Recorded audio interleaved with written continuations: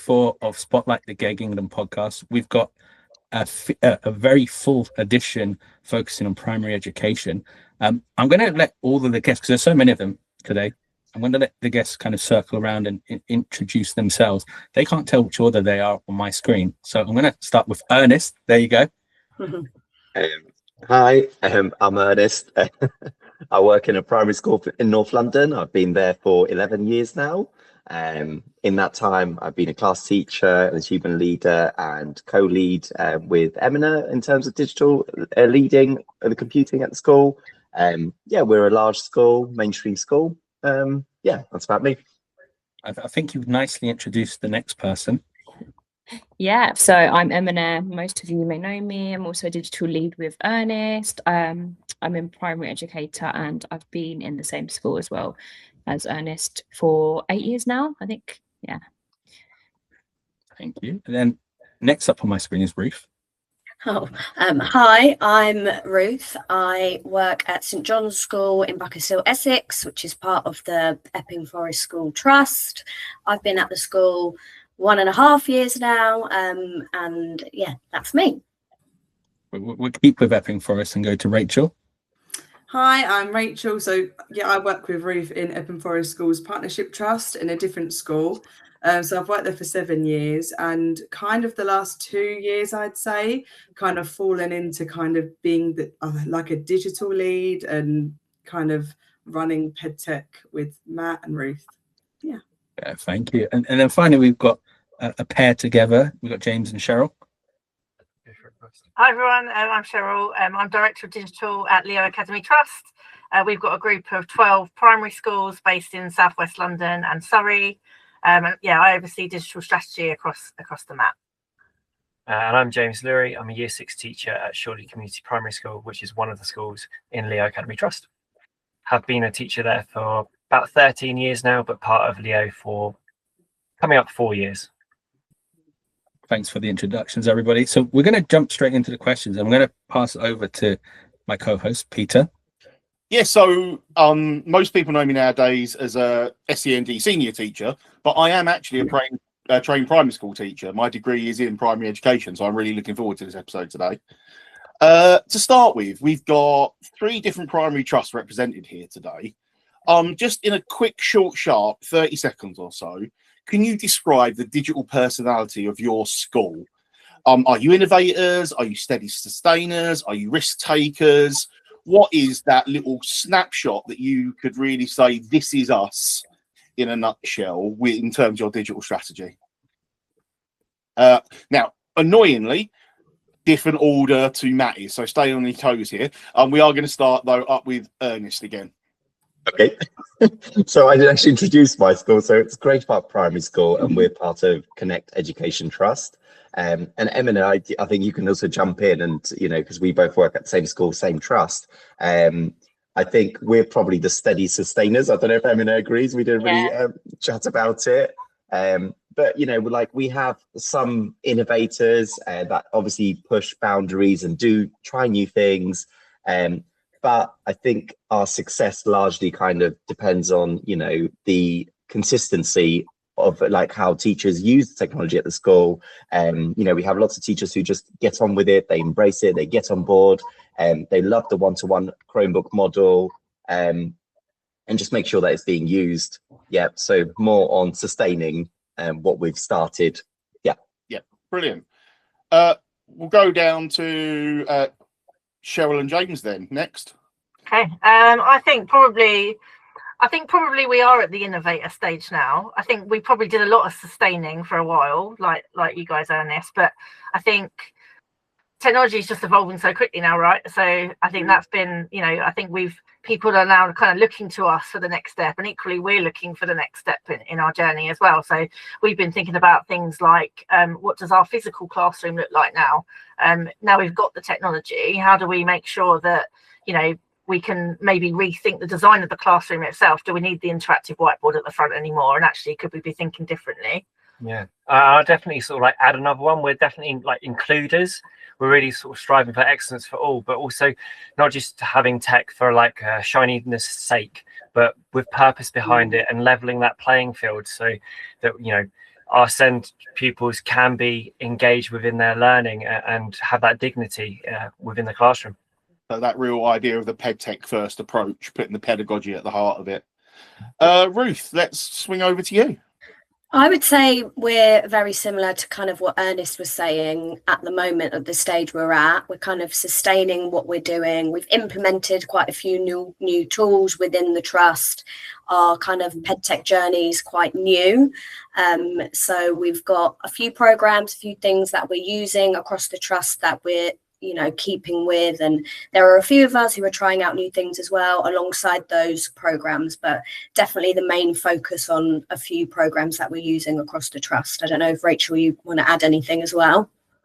Yeah, I was also going to mention as well that I'd say a big thing for our trust is integration. So we all kind of work as a team, even though we don't get to see each other so often. If someone's trialing one specific software, they're so open about how that's going.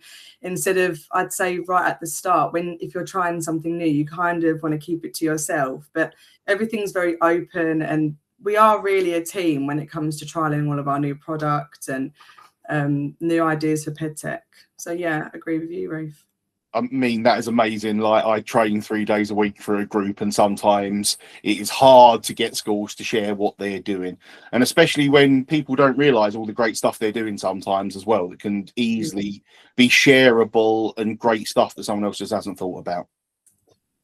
So we've got a real mix across the 3 groups there of groups at different places in their PedTech journey, essentially, which is great. So what we're starting to see more and more now is this role of the digital lead. I'm going to actually start with Cheryl with this kind of next question.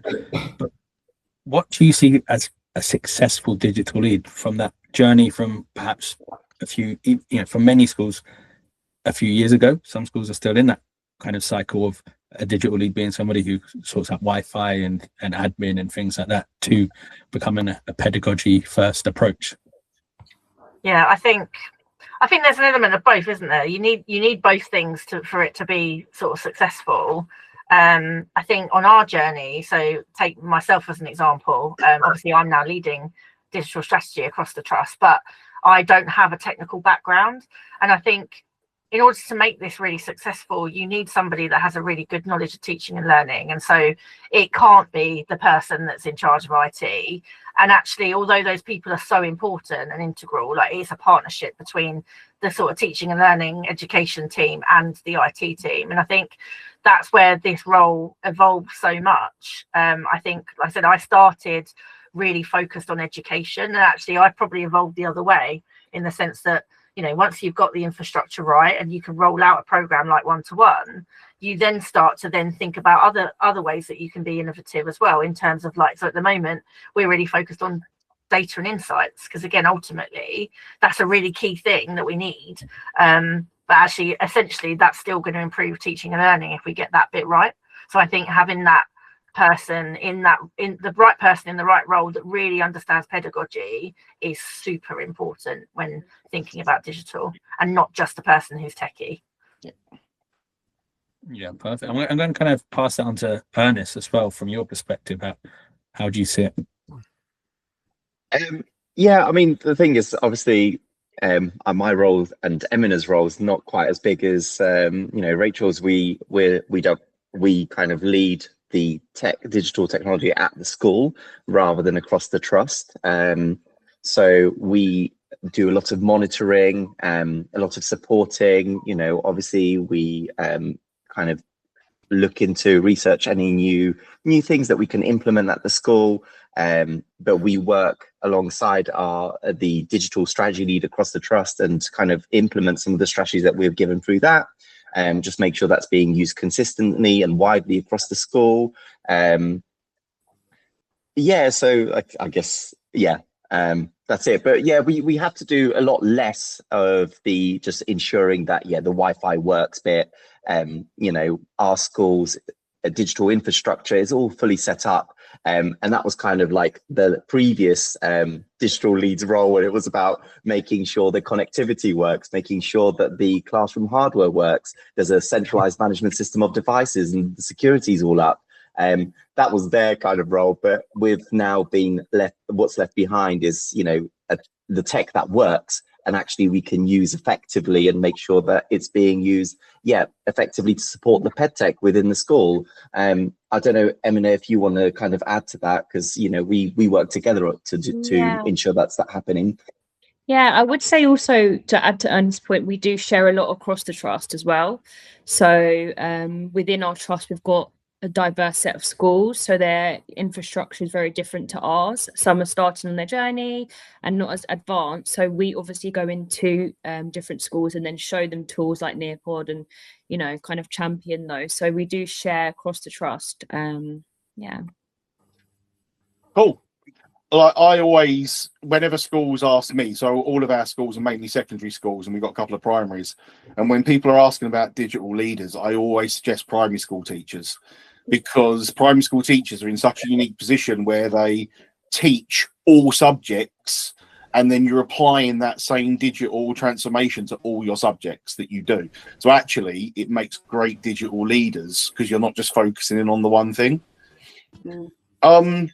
I guess, sorry. Oh, yeah, go on then. Let's go on. Yeah, go on. No, I was just going to say, actually, what I forgot to mention is, you know, obviously, you know, across the 3 years, I guess the other thing that we've been doing is just working on the PedTech project as well with, you know, Dr. Fiona Albury-Smith. So that was all about just looking at how, you know, first of all, what strategies are we using across the school to support the learning, and then, you know, what tools best kind of enhance and contribute to the successful of, you know, to the success of those strategies. Just thought I'd kind of drop that in as well. Cool, brilliant. Rachel, Emine, you are in the thick of primary education at the moment, on the floor at the grindstone. Thinking of like digital leadership in primary, what is one thing that our secondary school colleagues that are listening to this might not realise about some of the unique challenges that being a digital leader in primary schools can throw up to you? So I would say, I don't know if it's a challenge, but it's something they maybe don't consider, is how advanced our children are. And again, it's dependent on context, but, you know, I met with the digital lead at one of our partner secondary schools, and their curriculum starts from logging in on a Chromebook, and obviously our children are doing that in our children are doing that in year one. So I think just considering how advanced children are, not assuming, but, you know, they are quite advanced with their technology. So thinking about the units they're teaching, even with coding, we teach Python in year 6, I believe, and I think they start them off with that in year 7. So yeah, just thinking about that really. Yeah, I completely agree with you. I mean, we've been looking really closely at our computing curriculum recently, and some of the units that we've had this year for our year 4, their first 2 lessons are learning how to copy and paste a picture, which my children, that's probably one of the first things they wanted to do when they got their devices. So yeah, I completely agree with you there. And I would also kind of add on to that in a different way. The children are so advanced that I think what is kind of different from secondary is when we're working collaboratively, or I've given them a resource, they will find a way to make sure that they can enter some sort of chat or find some sort of way around it. And I think they find it like a little challenge, or how can I get out of this? Or how can I edit Miss Orwell's work, you know, and change one of the words? And so really it's kept me on my toes to think, well, how can I make sure that this is child proof here, because they are so good and fluent with their Chromebooks. So there's been a few times I've shared documents and then opened up, say, like the docs comments, and they're just like, what's everyone putting for number 3? And I think, oh my goodness, how did they even get into that? I didn't know that was there. So sometimes I do find that they're a bit more advanced than me in some cases. So yeah, I completely agree. Cool. I think just add in, sorry, Peter, just as well, parental perception of like what their devices are used for. I guess maybe in secondary you have less parental engagement as well. So just thinking about communicating that clearly with the parents as well. Yeah, and I think awareness. like Ruth, I think you could probably chip in here, is I think especially as being part of a trust, every school is really different in terms of how parents see one-to-one devices and Chromebooks within your schools. So we've had really, really good reception from parents and not too many questions, and they're happy most of the time. Maybe one or two parents might have a question or two, and we'll do like an assembly where we share what we're going to be doing. And other trusts are putting, other schools are putting just as much kind of engagement and enthusiasm into that, same as us, but really are struggling to get that parental engagement.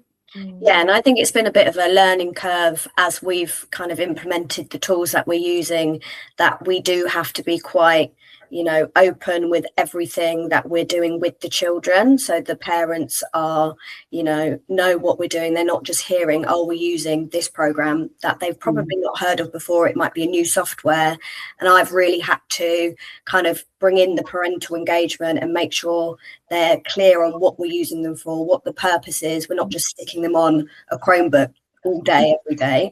It's part of the teaching and learning, and it's really well thought through, and just communicating that really clearly has been something that I've had to kind of learn on the journey as well.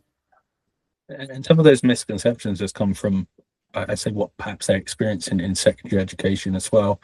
And I just want to pick up on that slip of obviously as well, because I think that is like a place where we should be getting to. Like, obviously they know like how to log in. Yeah, why are you questioning that? Why are we pretending year 7 children need to learn how to log in? Like, that should be a say that I had to train an adult how to copy and paste the picture today. So.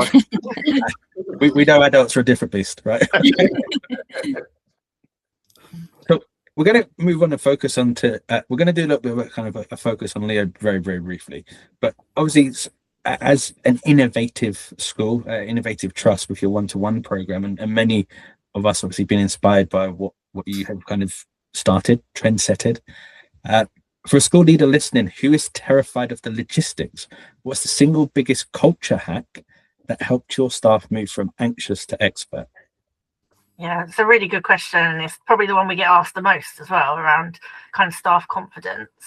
I think the biggest culture hack, I guess, is, so I did a training session with one of our brand new schools this week. It was the first training session, and they did not touch a device.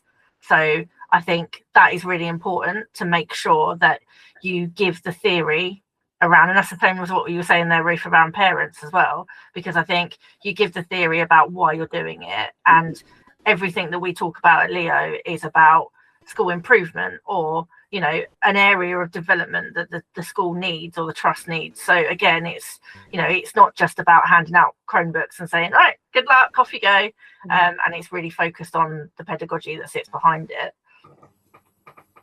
And I'd say like a hack that's like Cheryl's put in place is that she's got cloud champions, so she's got people like me in all of the schools, and then we can be the trialers and the enthusiasts, and the followers as such, and we can try something out and then disseminate that good practice amongst our other colleagues. And I think that's just so strong. And to pick those sort of cloud champions carefully, because it's not necessarily the techie people. Just because we're using technology, you don't want to give it to the IT lead or something like that. You just want to give it to your good practitioners that have that good pedagogical knowledge and that good pedagogical intent behind their everyday practice. And if they can see how to utilize the technology in purposeful ways that are going to benefit you as a practitioner, but also our learners, that's what we really want to instill in our everyday practice. Yeah, and I think, Matt, obviously you were a lot earlier on your journey, and I think when we sort of started working with you and your schools around that, we very quickly found people like Ruth and Rachel that were in your cohort that could really see it straight away. And again, it's about training up those people. And again, if you can get that in-house, and Ernest and Emine, I'm sure you're the same, if you find those people in your schools, train them really well, and again, they're the people that can go to the other teams and go, well, this is what I'm doing in my class, and this is what and sharing that love almost around. But I think it's just building up people's confidence, and I think Jamie's doing a really good job of that at the moment with one of our schools. Somebody came up to him today and was like, you'll be really proud of me, I've done this. And again, it's just it's about giving people confidence. It's celebrating the small wins. So important. It's empowering people, isn't it? It's giving them, like you said, giving them the confidence to just have a go. And it's okay that if it doesn't go 100% right, first of all, I think naturally as teachers, we want to have all of the power. We want to be confident. We want to get it right first time for us and for the children. But when we're using something new, you know, we tell the children it's okay to take risks. It's okay to get it wrong. Well, we've got to be kind to ourselves sometimes and say, actually, it's okay that maybe it won't be perfect, and we'll take it as a learning experience as well. So yeah, empowering ourselves as well, and then also, you know, drip feeding it to other colleagues, and they can see, you know, by us going, oh, this worked really well, and the children also saying, oh, we did this, and then other classes will then get, you know, wind of that and want to try out themselves. I think that's really powerful. Amazing. Like, I couldn't agree more about it's okay to make mistakes. And, you know, one thing that I always do when I'm trying something new is let the kids know that I'm trying something new and it might go wrong. And that way they're prepared for it to go wrong when it inevitably does. Do we just have to add for audio listeners that James just wiped away a tear at the end of There's an annoying fly doing the rounds. It's like the darts, Ali Pally, Watergate. Ernest and Emmy, let's come over to you. You guys have done significant work at your trust about streamlining systems. What's one digital tool that has definitely given time back to your primary teachers? Do you want to start with this one? I can do, yeah. Oh, this is a really hard question. There's so many. I think my favourite one at the moment is probably practice sets. Definitely within Classroom, the generate a quiz feature.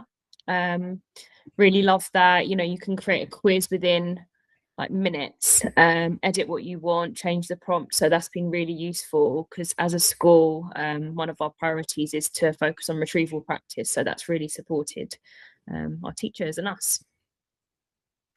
Cool. Ernest, anything that you can think of, that one tool, or that it could be something as simple as like Google Classroom or Google Forms, up to an entire program that's worked for you?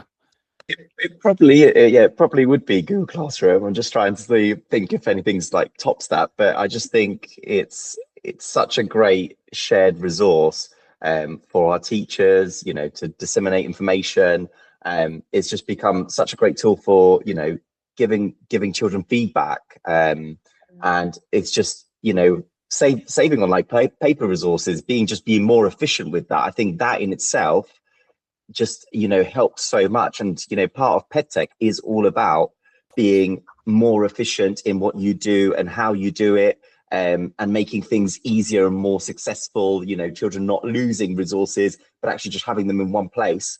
That I think it just, makes that feature really successful and a really great tool. I love what you said there about the physical resource and not getting them lost. Me and Fiona are actually the other day talking about looking into some research about just how much books weigh, and if you're carrying those around compared to one Chromebook. Like, it sounds so stupid, but I was interviewing some of my kids the other day with a person that came in for a visit, and I had to give them, because we've used Chromebooks for so long one-to-one, I had to really prompt them with the idea of, well, what if you did have to carry around 8 books? And they were like, oh, what's the point of that? And it was just something that never entered their minds. Yeah, so great couple of tools there. So the next question's fitting. I get to ask Rachel and Ruth about the digital tools that bridge gaps. So being on a journey of schools kind of recently, starting and bringing in a range of different digital tools, to somebody who's, you know, starting to feel like they've got accustomed to it, starting to fly with some of them. What are your, I want to say, biggest wins? What's your advice for others? I think the biggest thing to start with is to know that it's not, the aim isn't to be like the most amazing school overnight. I can use all these tools, I'm really proficient, look at me. It's more about how we're using the tools successfully. And I think we've been really we've been on a journey. We kind of started last year. Google Classroom was a bit of a free for all. Let's just try and do it, you know, our way that works with our school. And it's definitely helped us kind of streamline our approach to have like a whole trust, you know, set up with Google Classroom. It sounds so simple, but having it there and everyone's using the same format and, you know, uploading work and documents in the same way, that you can then say, oh, this hasn't worked for me. Can you help me out? Because you're all doing the same kind of uploading and sharing of the work. So just making sure you're kind of doing the same thing. And then that helps with the support in that. So Google Classroom being a really key one, making sure it's set up properly for everyone to use in the same way. Yeah, Ruth, I completely agree. And I also think you kind of like mentioned collaboration, and I think one thing we've done really quite well is it's very open. So anytime anyone's stuck, we have Google Chats where somebody can pop in their question if they're stuck or they're not sure of a certain shortcut or how a certain software works. And we meet every half term and look at what's gone well this half term, but also what's really not gone so well. And then there's always somebody there that can give a bit of advice and say, well, listen, I did it this way and it's worked 10 times better for me.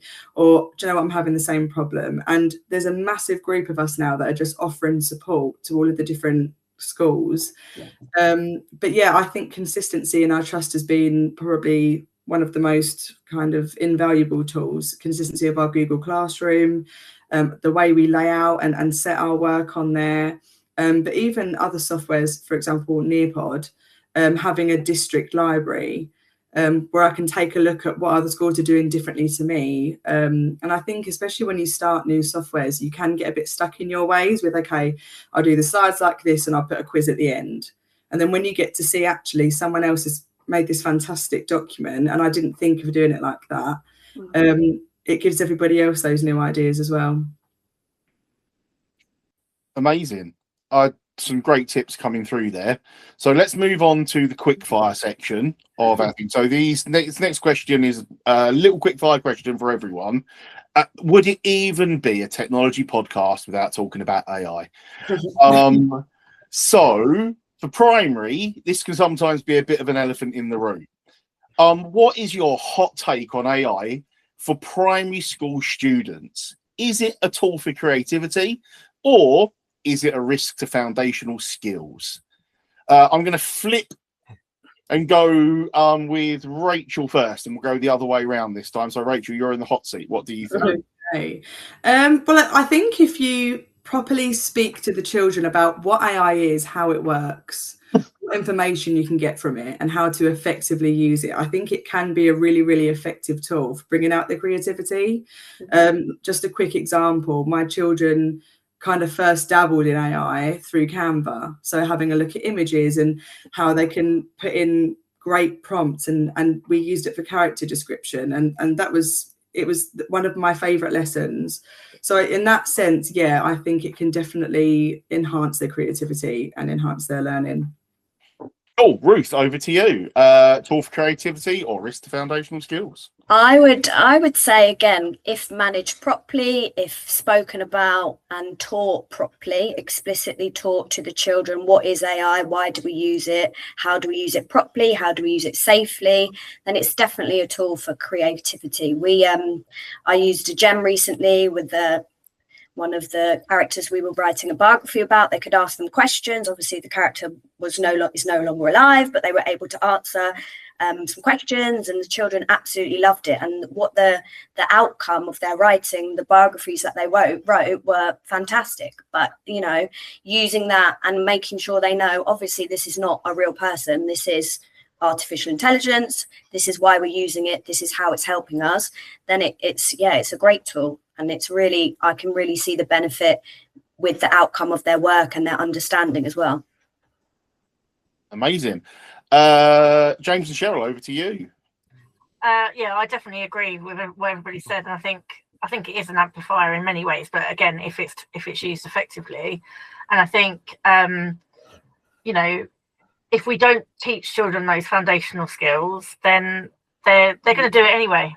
Like that's always my, they're already doing it, they're already using it, and whether we're ignoring it or not, it's happening. So we have to make sure that we're really preparing them, and I think it is about teaching them that AI isn't their friend and that sort of stuff. And it's been Safer Internet Day recently, and that's been a huge focus on that this year.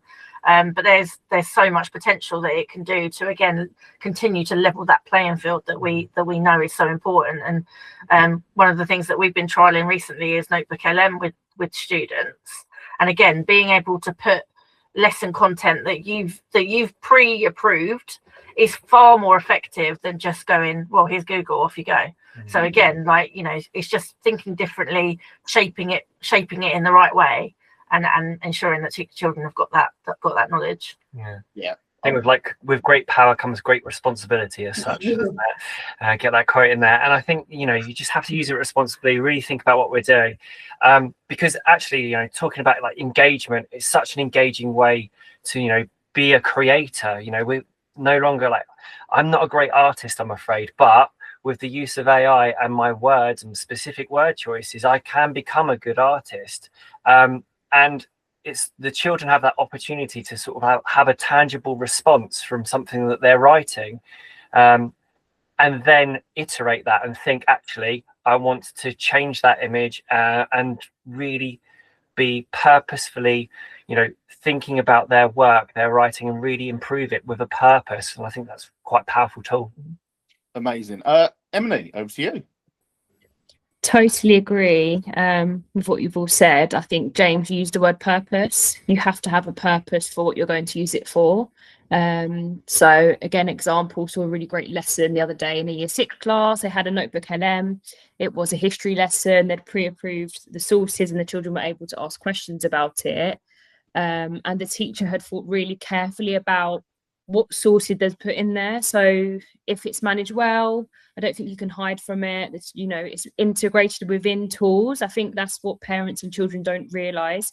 Even in tools like learning by questions, it's integrated within there when it's giving you those prompts. So yeah, definitely one for creativity.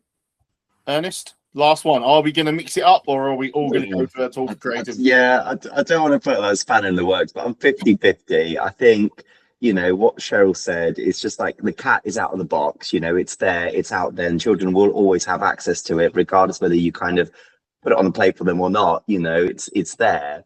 And I completely agree. I think it's a great way to engage children, and if used purposefully, I think it's such a great resource.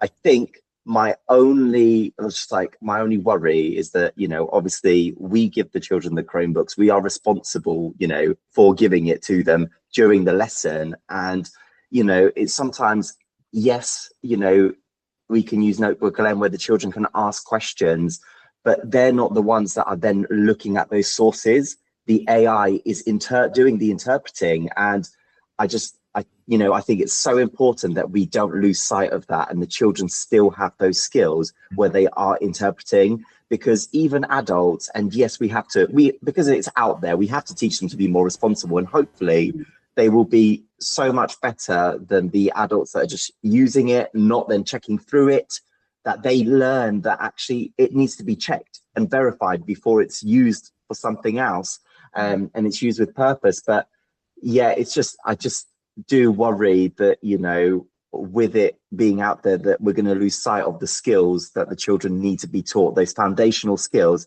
especially at primary school level. So we've just got to make sure that we definitely make so much time for that. I love mixing it up on the last one there. I would just in summary though, none of you at any point there said just stick them in front of Gemini, because again, when we have that screen time discussion, the parent, the outside of educator view is, just sticking them in front of a screen counts as screen time. And it's the same with AI. We're not just sticking kids in front of Gemini and going, go crazy. Everyone there mentioned Notebook LM or Canva, which are all these ring-fence protected systems where you can explore these things safely in a controlled, planned out environment. And I think, again, it's that perception thing of, we're not just letting kids run rampant on large language models doing whatever they want. It really is targeted, controlled. education, and Notebook LM was the game changer for me, just being able to control those sources. So we're going to go with some closing advice now.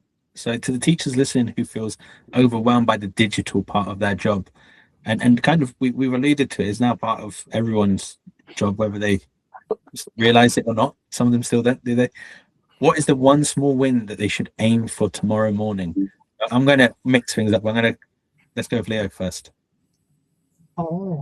I think I would say probably just be selfish and dedicate time to focus on one thing you find difficult or one thing that's a challenge to you. And that's hard when you're working in such a busy environment, but find that thing that drives you nuts and find a solution for it. Yeah. Focus on one thing, do it well, learn it, and then spread it. Perfect. Ruth and Rachel. I would say don't be afraid to ask for help. Don't try and sit there struggling and, trying 5 different ways to get the outcome you want. Go and ask someone who can help you, talk you through it. Pride is not a thing. Go and ask. See, I kind of thought of this in a different way. So if I put myself into that person's shoes and thought, well, look, if everything went a bit rubbish today and I didn't really get what I wanted out of that lesson, I think tomorrow I'd give myself a small win by probably teaching the children one really small but really simple thing. So a new strategy for the classroom, maybe a new keyboard shortcut that they can give a go in the morning, and they will be fascinated, but also you'll get that boost of, oh yes, that's what I've taught them one successful thing today. And even though that lesson yesterday went terribly and the system went down or whatever it was, we've done something new today. So even if it's a new recall, like we say Pac-Man for them to put their Chromebooks on. I actually stole that from Cheryl. Thanks, Cheryl. But teaching them something new that would just give you a bit of a boost that you're heading in the right direction with these devices. And then finally, Ernest, Emine. Got it. Ernest? Okay. I mean, this might be rubbish advice, but I guess just embrace it. Persist, because I can't imagine a world without using technology in the classroom and using just like things like AI to just make my time just make things quicker, easier, within the classroom, out of the classroom. So do just persist, embrace it, because it is once you know it and you can use it effectively, it just makes your life so much easier and better.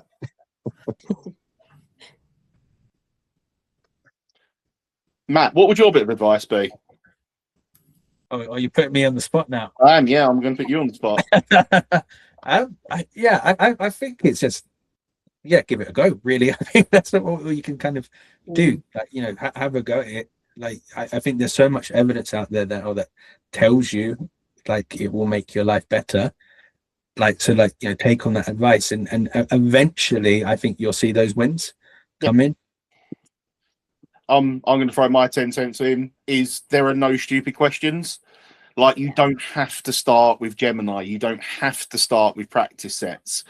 There are, from putting my training hat on, there are no stupid questions. If you're thinking it, 5 other people are as well. If you have a problem with something, other people will. Don't be afraid to ask what you think is a stupid question, because you don't know what you don't know. Much like the kids. And going back to Cheryl's advice earlier and James's, we give the kids that chance to explore. Don't be too hard on yourself. You're doing great. Just trying is the best. So that brings us to the end of this edition. I would like to thank Ernest, Emine, James, Cheryl, Ruth, Rachel, myself, and Matt for this episode. Thanks for joining us, guys. We've had some real great primary specific focuses there, really drawing on some of the tools, views on AI, and those really simple wins that you can get for those primary classes that you might not be thinking of. For those secondary school teachers watching as well, bear those little bit hints in mind. Those kids are going to be coming through systems into your schools The schools we've got here are representative from schools from all over the country. So just bear in mind that, you know, the real message, those kids are getting taught those digital skills in a lot of places, and don't expect kids to not be ready with those tools when they come into your systems. Thanks. Join us for the next episode. Matt, what's the next episode going to be? We are doing this again, but we're secondary educators. It's like it's the perfect lead on, isn't it? So join us for the secondary edition next time on the GEG England Spotlight podcast.